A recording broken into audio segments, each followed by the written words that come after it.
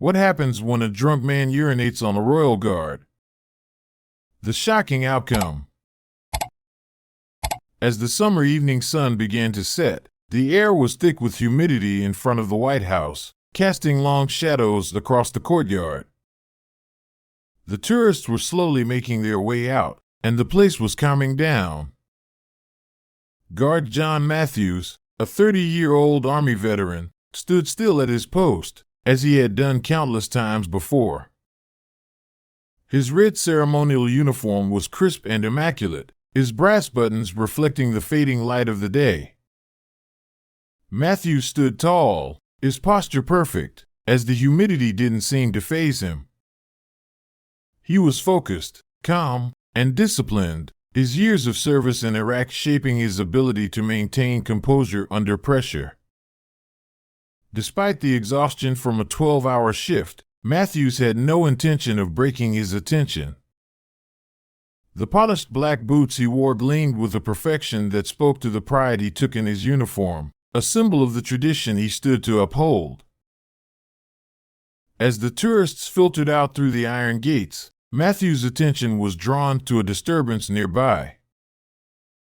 The sharp sound of a bottle smashing on the ground echoed through the courtyard, followed by a loud, drunken laugh.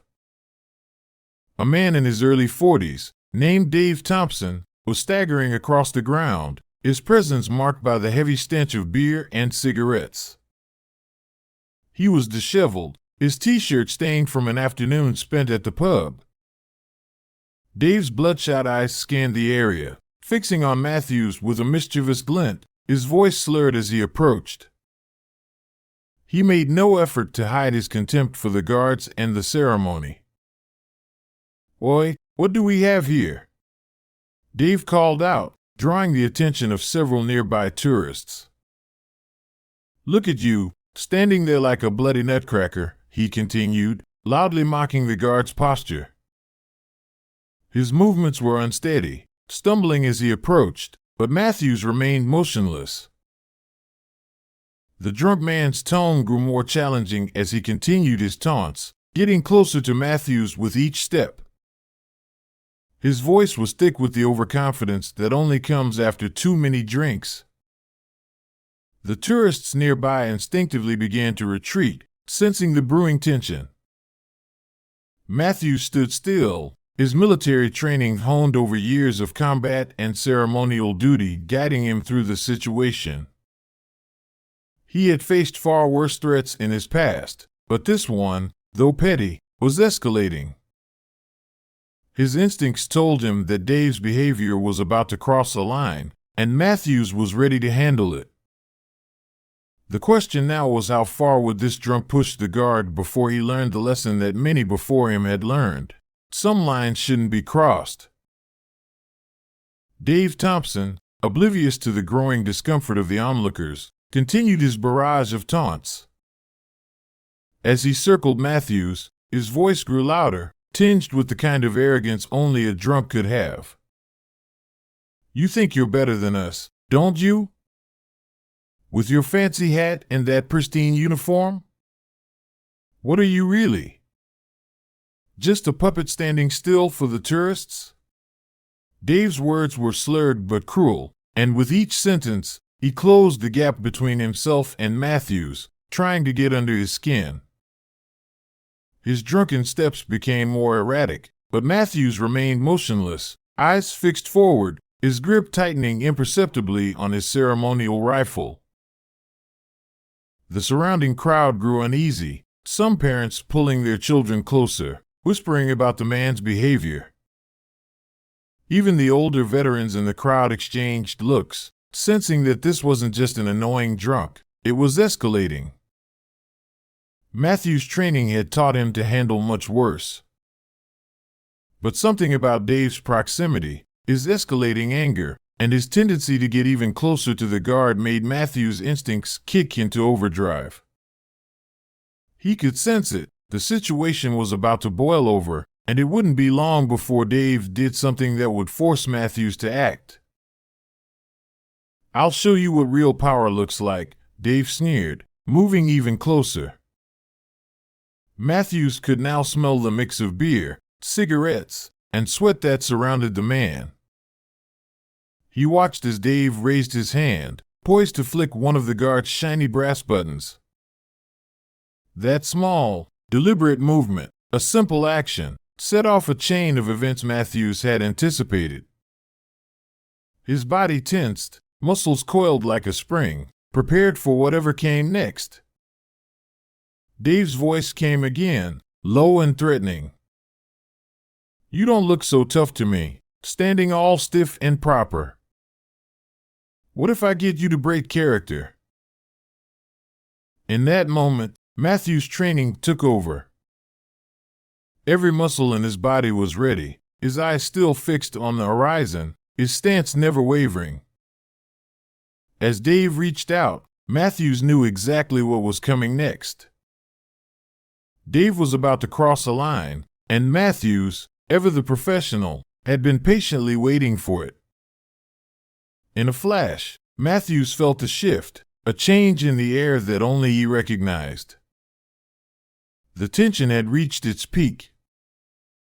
And before Dave could make the next move, Matthews' body snapped into action, as swift and calculated as any combat move he'd ever performed. Matthews could feel the moment hanging in the air. Just one wrong move, and it would all go down. Dave was too close now, his presence looming like a storm cloud, all bravado and drunken taunts. Matthews had been trained for moments like this, taught to sense the shift before it happened. Every part of him was ready, every instinct firing on all cylinders. The tourists around him, including a few schoolchildren, had started to back away, the tension in the courtyard palpable. Their murmurs became hushed whispers, but Matthews remained utterly still, his focus never wavering. "I guess we'll see if you're really all that tough," Dave sneered, clearly emboldened by the guard's continued silence. "What's the matter? Too scared to move? I bet you're just a statue under that uniform, too proud to even blink." His words were slurring now, but the malice in them was clear. The crowd had thinned around them, people instinctively distancing themselves, sensing what was coming. Matthews knew the moment Dave flicked his hand toward his waist, something was about to snap. Dave fumbled with his zipper, a ridiculous, almost comical gesture, but Matthews could see what was coming. The old guard's training kicked in, slow, steady, and lethal. As Dave stepped closer, his intentions clear, Matthews tightened his grip on the ceremonial rifle. His boots shifted just slightly, a subtle change in posture that was almost imperceptible to the untrained eye. But to Matthews, it was a signal, get ready. This was no longer just about holding his post or enduring mockery. It was about protecting the integrity of the uniform and the honor of the institution it represented. Without warning, Dave let out a laugh and advanced, the alcohol giving him the courage to act. He stumbled forward, and that was the moment Matthews had been waiting for. He moved faster than anyone could follow, his boot connecting with Dave's groin with precision and power. The impact was immediate, the sound of a well-placed strike echoing across the courtyard like a shot. Dave's body lifted off the ground, his mouth forming a silent scream as his legs gave way beneath him. He crumpled to the stones, gasping and clutching himself, his bravado shattered in an instant. The crowd, frozen in shock, witnessed something that didn't seem possible. One moment, Dave had been the aggressor, loud, brash, and full of threats. The next, he was on the ground, helpless, unable to even curse his humiliation properly. Matthew's leg retracted as smoothly as it had moved, his body returning to its perfect, stoic stance as though nothing had happened. There was no satisfaction on his face, no sign of victory, just the same unyielding discipline that had kept him standing at attention for hours. For Matthews, it was simply another moment in a long line of professional training, a swift, calculated response to a threat that had gone too far. And as Dave writhed on the ground, surrounded by onlookers who had been far too quiet moments earlier, Matthews stood unmoving, his boots once again gleaming in the fading sunlight. The lesson had been taught, and Dave, sprawled in a puddle of his own making, had learned it the hard way. The crowd stood in stunned silence as Matthews resumed his post, his figure unshaken and unyielding. The tense stillness in the air was broken only by the occasional, labored gasp from Dave, still on the ground, clutching his injured pride. His earlier bravado had disappeared entirely, replaced by groans and wet, incomprehensible mutterings. The tourists who had been too afraid to move just moments ago now exchanged looks of disbelief. Some were still holding their phones, unsure whether to film or call for help. But Matthews didn't flinch, didn't even acknowledge the humiliation unfolding before him. His eyes remained fixed forward, his posture as pristine as ever, his white gloves gripping his ceremonial rifle with the same composure that had seen him through countless days of duty. But there was a shift in the crowd's energy. What had started as curiosity and discomfort was now something else: respect. Matthews had handled the situation with such precision, such professional grace, that there was no question who the true authority was here. No one in the crowd could have missed it. The veteran in the audience, who had seen his fair share of real combat, had stepped back, nodding in grim approval. His own battle-hardened eyes recognized what Matthews had done, a calculated, deliberate strike that neutralized the threat without escalation. For Matthews, it wasn't about violence. It was about maintaining order and discipline, something the drunken aggressor could never understand. Behind Matthew's stoic facade, his heart was still pounding from the tension of the moment, but his face never betrayed it.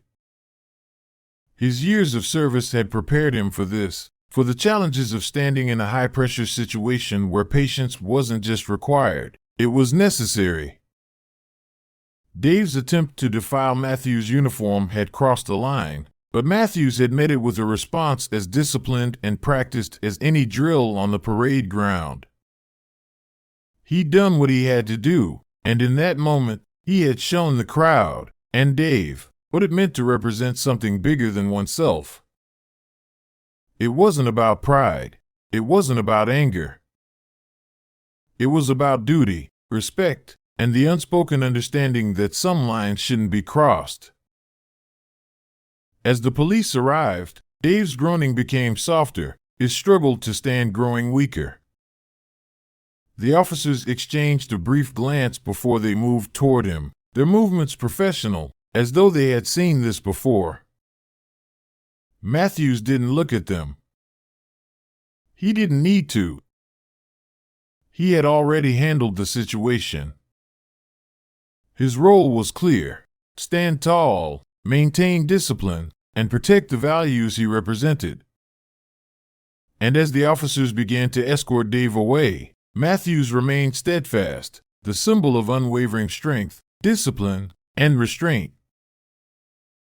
The last of the tourists had left, but Matthews stood alone in the evening shadows, a sentinel whose actions had spoken louder than any words could have. The day's events would be forgotten by most, but the lesson would stay with those who had witnessed it. In that moment, Matthews had reminded everyone of the true power of silence, composure, and the kind of authority that doesn't need to be flaunted. It simply is.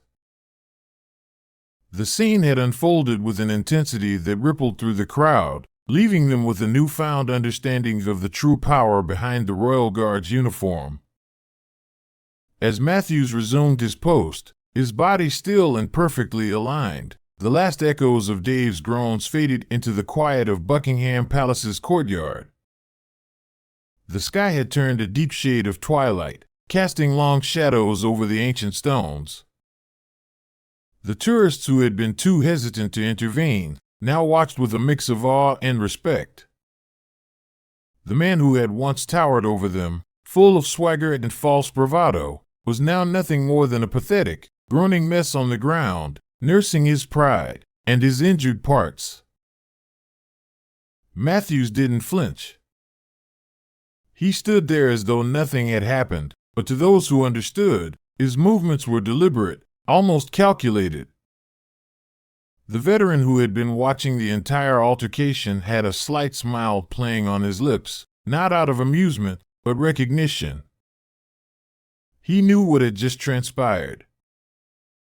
The guard's response wasn't out of anger or violence. It was a demonstration of control, a lesson in the art of restraint.